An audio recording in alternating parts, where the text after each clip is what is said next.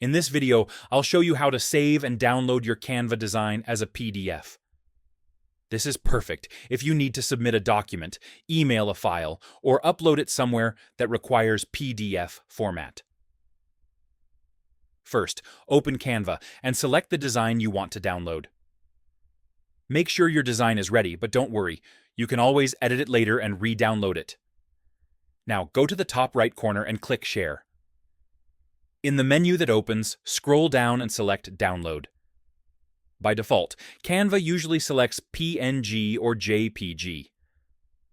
Click on File Type and choose PDF Standard. This option is best for documents and sharing online. If you need high-quality printing, you can select PDF Print instead. Once you're ready, click Download. Wait a few seconds while Canva prepares your file. After the download finishes, open your Downloads folder. And there it is, your Canva design saved as a PDF. That's how you download a Canva project as a PDF.